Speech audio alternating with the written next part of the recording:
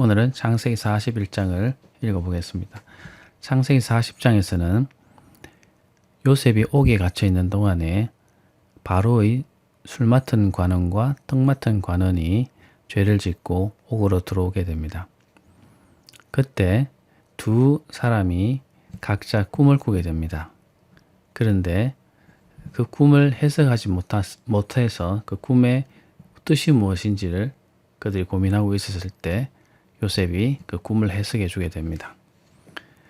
그래서 술 맡은 관원은 그 해석대로 복직해서 왕의 신임을 다시 얻게 되고, 떡 맡은 관원은 죽음을 맞이하게 됩니다. 그때 요셉은 술 맡은 관원에게 자기가 복직이 되면 자기의 억울함을 풀어달라고 간청하지만 술 맡은 관원은 그 요셉의 간청을 잊어버리게 됩니다. 그래서 2년이라는 시간 동안 요셉은 더 옥에 갇혀서 생활하게 됩니다. 요셉으로 볼 때는 좋은 기회를 놓친 그런 사례가 되겠죠. 그렇지만 하나님께서 요셉이 2년 동안 옥에서 또 고생하면서 있어야 되는 이유를 가지고 계셨습니다.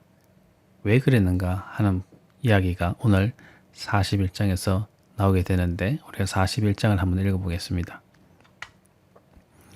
만 2년 후에 술 맡은 관원장과 떡 맡은 관원장의 꿈 사건이죠. 그 사건 이후에 바로가 꿈을 꾼즉 자기가 나일 강가에 서 있는데, 자, 바로 이집트의 왕이었던 바로가 꿈을 꾸게 됩니다. 이 바로의 왕의 이름은 정확하게 나타나지는 않습니다.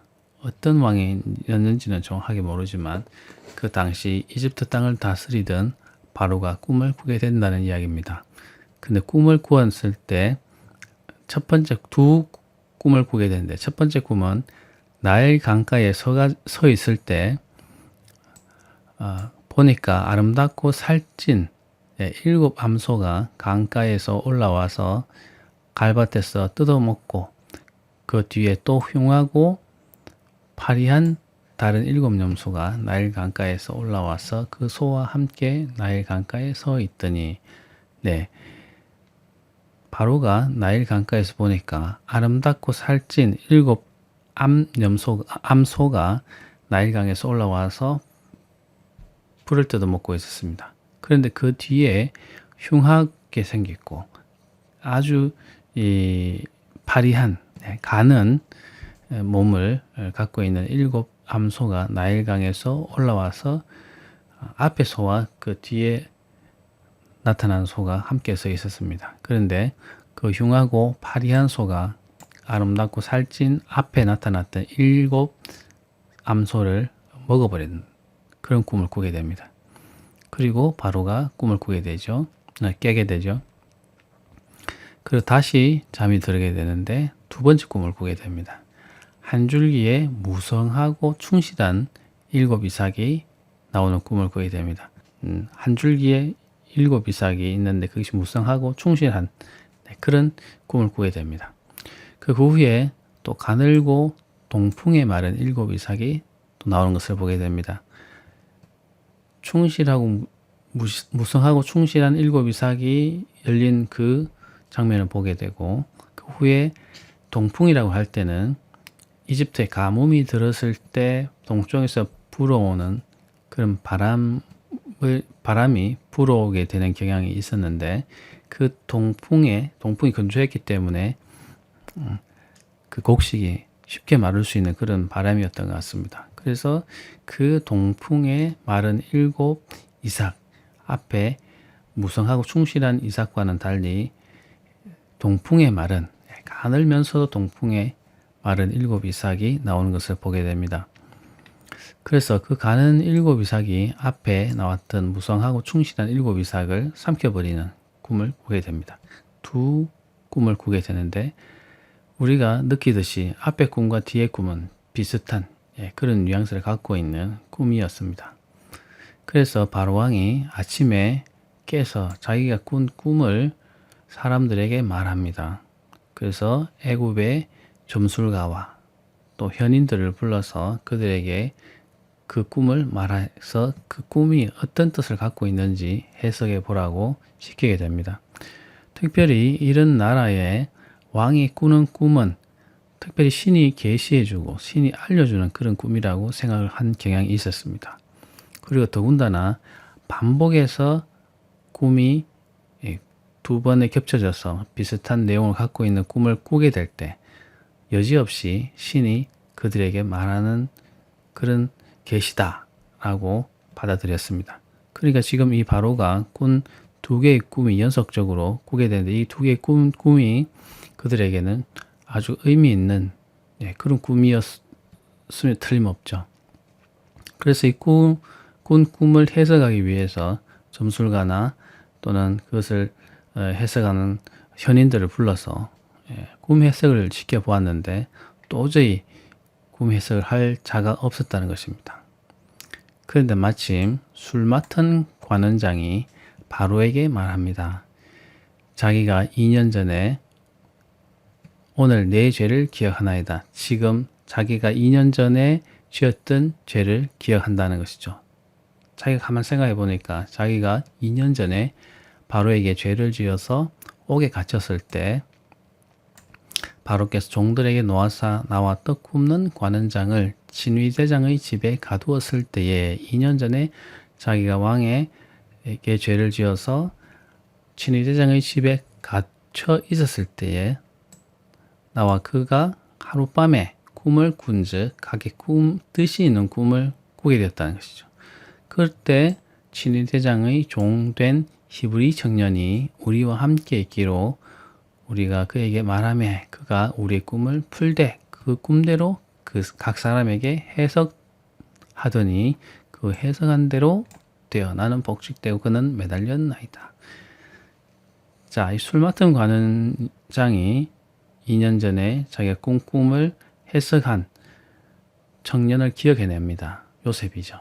그 요셉의 말대로 그 꿈의 해석대로 자기는 복직되고 떡 맡은 관원장은 죽었다라는 것을 기억해내죠.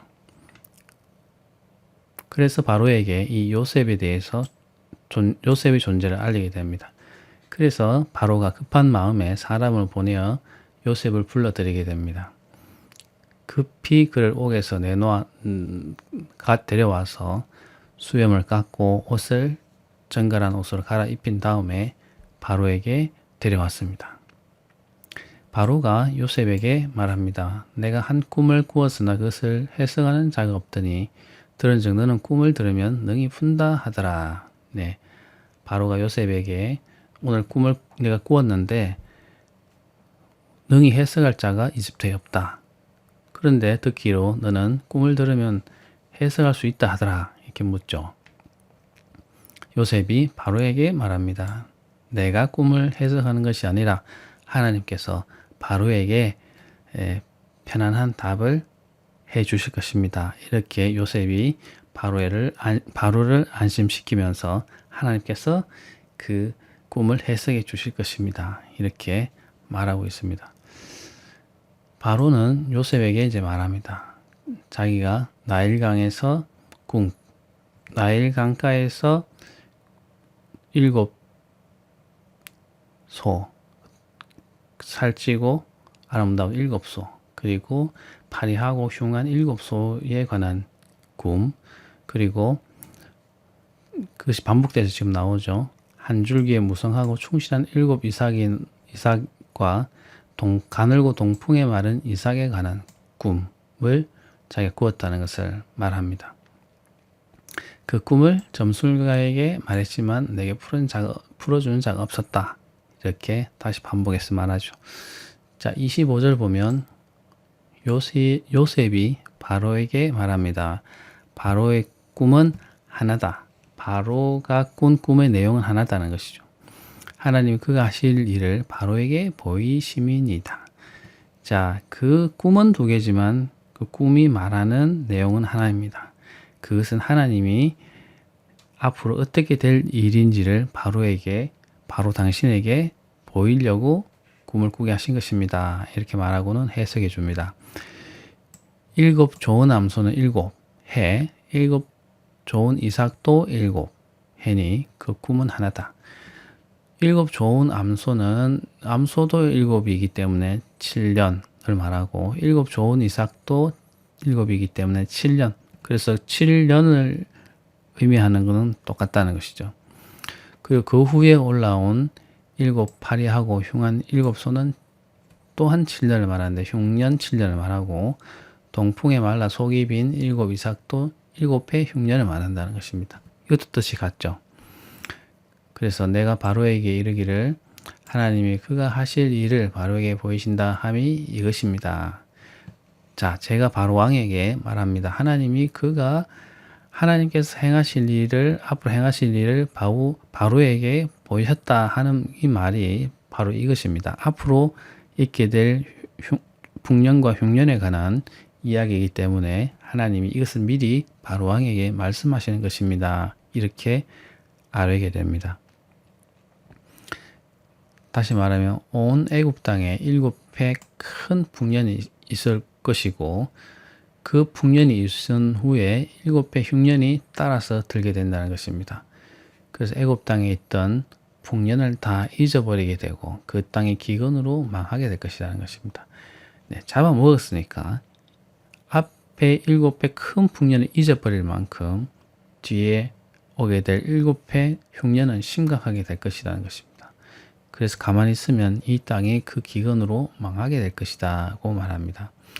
후에 든 그 풍년이 너무 심함으로 이전 풍년을 이 땅에서 기억하지 못할 정도다 이렇게 말하죠. 그래서 바로에게 꿈을 2번 겹쳐 꾸게 하신 것은 하나님이 이 일을 하기로 정하셨기 때문에 그렇게 2번이나 심각하게 나타나셔서 꿈을 꾸게 하셨다라고 하는 것입니다. 그래서 하나님이 속히 행하실 것입니다. 이렇게 말합니다. 그래서 바로 왕께서는 명철하고 지혜 있는 사람을 택해서 애굽 땅, 이집트 땅을 다스리게 하십시오. 바로께서는 또 이같이 행하사 나라 안에 감독관들을 두어 그 7해 풍년에 애굽 땅의 5분의 1을 거두되, 자, 7해 풍년과 흉년이 났을 때에 바로가 어떻게 해야지만 그 풍년을 거쳐서 흉년이 들 때에 잘 극복할 수 있을는지에 대해서 바로에게 지혜를 주는 그런 말까지도 하게 되는 거죠, 지금. 그 방안으로서는 7해 풍년이 될 때 애굽 땅에서 생산되는 모든 곡식의 5분의 1을 거두어 들여서 장차 올 풍년의 모든 곡물을 거두어서, 그러니까 풍년이 될 때 그 곡물의 5분의 1씩을 남겨놓으라는 것이죠. 그 곡물을 바로의 손에 돌려 양식을 위하여 각 성읍에 쌓아두게 하소서.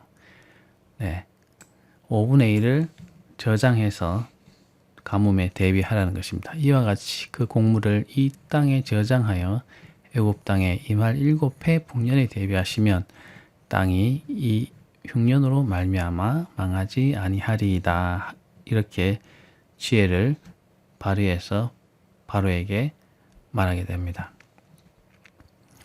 자, 바로와 그의 모든 신하가 요셉이 한 말을 좋게 여기게 됩니다.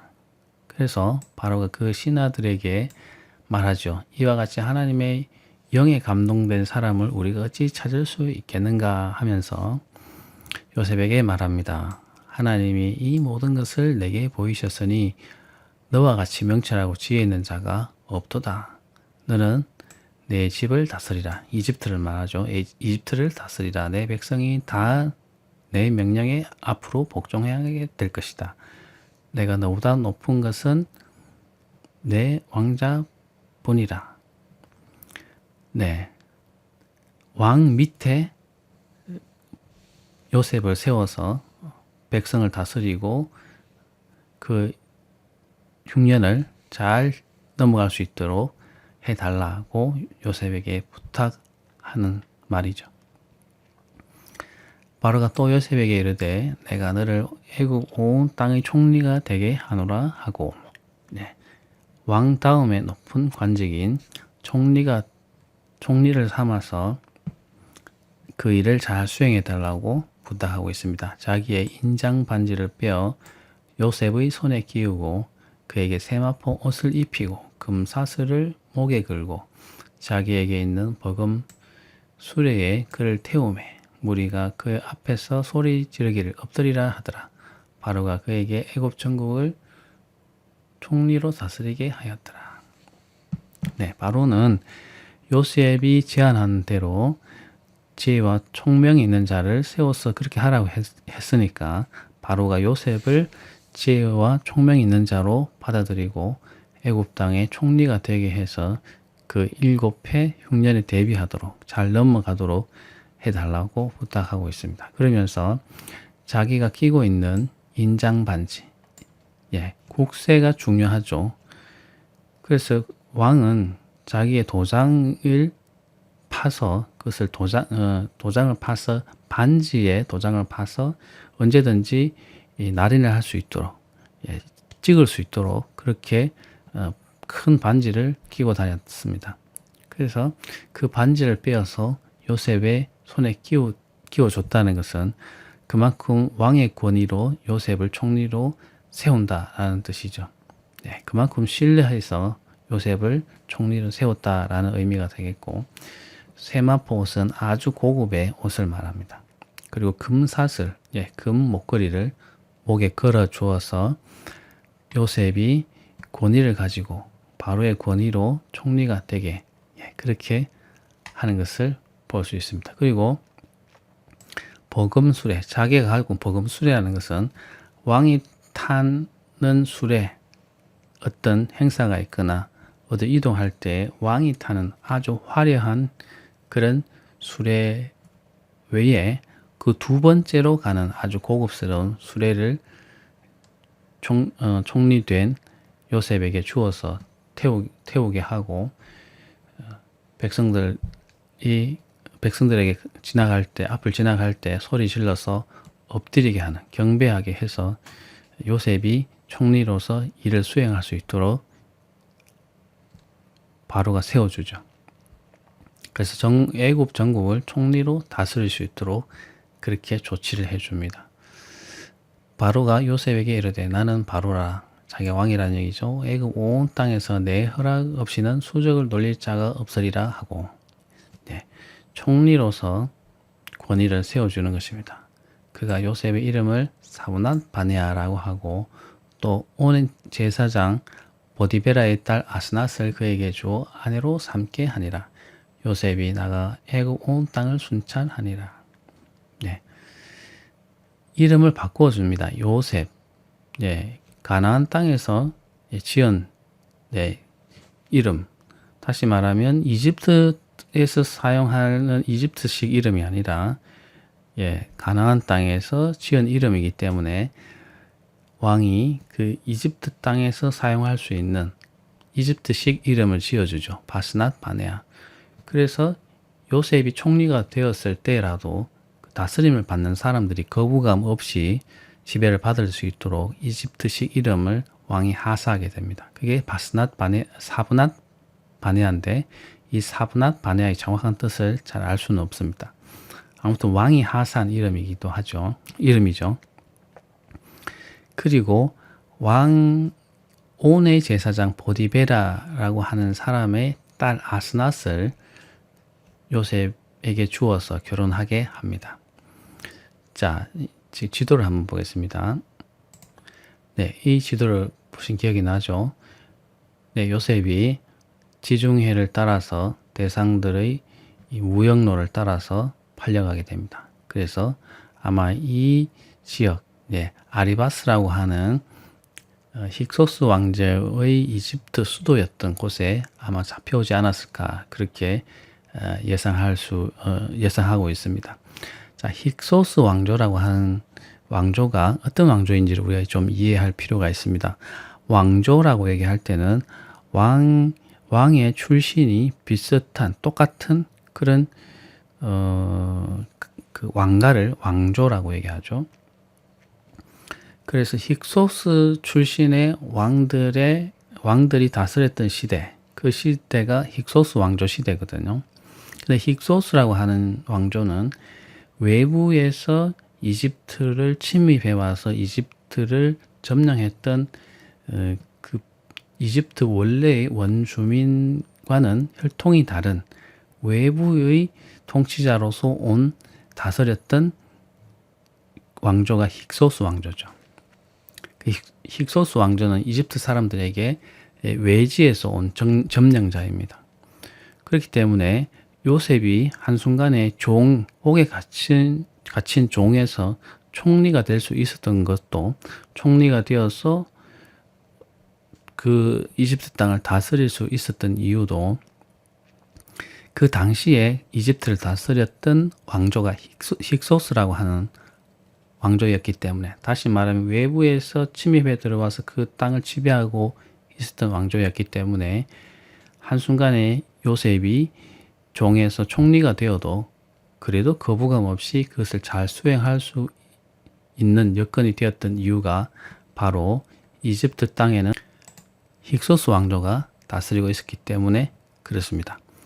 나중에 아시게 되겠지만 출애굽기에서는 이 힉소스 왕조가 축출된 이후에 이집트 원주민 출신의 왕조가 다시 들어서게 되어서 힉소스 왕조 때에 요셉 가문을 받아들였던 그 왕조는 사라지고 이집트의 원주민이 다스리는 그런 왕조가 들어섰기 때문에 요셉의 가족들로 인해서 번창한 이스라엘 백성들을 종으로 삼아도 되는 그런 왕조가 들어서게 되어서 그런 박해와 핍박을 받게 되었던 것이죠.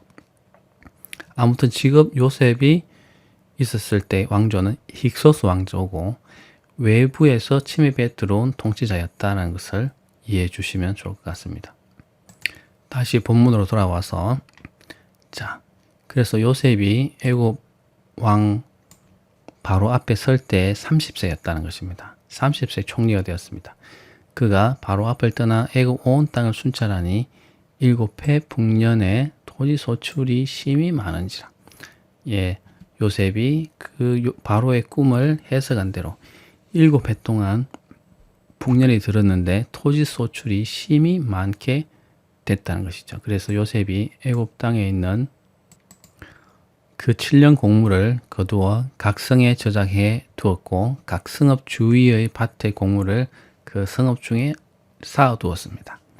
아무튼 요셉은 애굽 땅에서 소출되는 곡물 중의 많은 곡물을 그 성읍에 보관하고 했다는 것입니다. 그래서 쌓아둔 곡식이 바다 모래같이 심이 많아 세기를 거쳤으니 그 양을 계수하는 공무원이 봤을 때도 더 이상 그 양을 측정할 수 없을 정도로 그 수가 한없이 많아서 세지를 못할 정도였다는 것입니다. 그리고 흉년이 들기 전에 요셉에게 두 아들이 낳습니다. 온의 제사장 보디베라의 딸 아스낫이 그에게서 낳은지라. 여기서 아까 설명을 못했는 설명 좀 해야 되겠습니다. 온이라고 하는 지역에 있습니다. 지도로 돌아가 보면, 힉소스 왕조의 수도는 아바리스라고 하는 곳이 이쪽이 되겠고, 나일강을 상류로 좀 따라서 올라가게 되면 헬리오폴리스라고 하는, 지금의 헬리오폴리스라고 하는 곳이 나오는데, 그것이 과거에는 온이라고 하는 지역으로 불려졌습니다. 그래서 이곳에는 태양신을 숭배하는 신전도 있었고 그런 제사장이 있었는데, 이 온의 그런 제사장의 딸 아스낫이라고 하는 여인을 이 바로 왕이 요셉에게 주게 됩니다. 그리고 왕이 주로 결혼하게 되는 신부의 대상은 제사장 계급에서 얻게 되는 경우가 많았습니다. 왜냐하면 제사장들이 신의 뜻을 파악하고 또 제사를 드리고 하는 아주 귀족층에 속했기 때문에 왕의 신부감으로서 이 제사장 그룹에서 그 딸들을 데려와서 자기 아내로 삼는 경우가 많았습니다. 그래서 이 바로가 요셉에게 온 지역의 제사장의 딸을 요셉의 아내로 주었다고 하는 것은 바로가 요셉을 왕족과 같은 대우를 했다고 하는 그런 상징적인 의미가 있습니다. 그래서 온의 제사장 보디베라라고 하는 사람의 딸 아스낫을 요셉의 아내로 주게 됩니다. 그래서 요셉이 그 장남의 두 아들을 낳게 되는데 장남의 이름을 므낫세라고 했습니다. 이 므낫세라는 말은 망각, 잊어버린다라는 뜻입니다. 이 이름을 왜 지었느냐? 하나님이 내게 내 모든 고난과 내 아버지의 온 집 일을 잊어버리게 하셨다. 이렇게 뜻을 넣어서 망각이라는 이름에 므낫세라는 이름을 지어줬다는 것이죠. 다시 말하면 자기가 지금까지 당한 고통과 고난과 아버지 집에서 있었던 좋지 않은 그런 일들을 다 잊어버리게 하셨다라는 그런 뜻으로 므낫세라고 하는 이름을 첫째 아들 이름에 지어줬고, 둘째 아들 낳게 되는데 에브라임이라고 하는 이름을 지어줬다는 뜻입니다. 에브라임이라는 뜻은 두 배로 커졌다, 두 배의 땅, 이런 뜻이 있습니다. 두 배가 된다는 것은 번성했다는 뜻이죠. 그래서 하나님이 나를 이곳에서 번성하게 하셨다, 이런 의미의 이름인 에브라임이라는 이름을 둘째 아들에게 지어주었다라는 뜻입니다. 어떻게 보면 요셉은 하나님께서 자기를 이렇게 인도하신 이유를 자기 이제부터 깨닫기 시작했죠. 하나님께서 자기를 이곳에 오게 하셔서 번성하게 하셨고, 또 과거의 고통을 잊게 하셨다라는 그런 뜻으로 이름을 지어준 것을 보면 자기가 하나님께서 큰 복을 베푸시고 지금 이 때를 위해서 요셉을 인도하셨다라는 것을 깨달았다는 것입니다. 그래서 애굽 땅에 7회의 풍년이 그치고 요셉이 말한 대로 7회 흉년이 들기 시작했습니다. 그래서 이집트뿐만 아니라 각 주변 근동에서도 기근이 시작이 되었고, 물론 애굽 온 땅에도 기근이 시작되었지만 애굽의 온 땅에는 각 성에 저장된 먹을 것이 있었기 때문에 애굽 땅에만 먹을 것이 있게 되었습니다.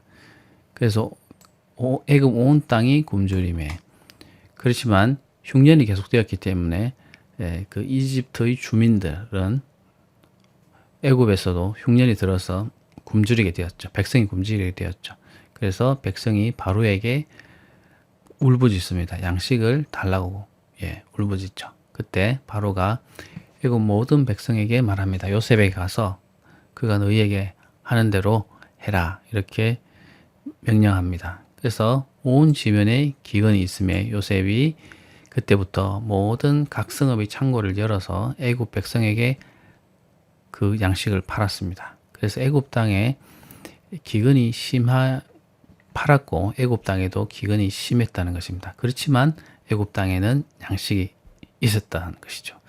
그래서 각국 백성도 양식을 사려고 애굽으로 들어와 요셉에게 이르렀다는 것입니다. 모든 근동 지역의 사람들도 양식을 구하기 위해서 요셉에게 이르렀다. 기근이 온 세상에 심했다고 합니다. 자, 내용은 크게 어려운 건 없습니다. 근데 제가 중간에 설명했듯이 그때 당시에 이집트 왕조는 힉소스 왕조다, 외부에서 점령해 들어온 왕조다라는 정도는 이해하시면 이 배경을 이해하시는데 도움이 되실 것이라 생각됩니다.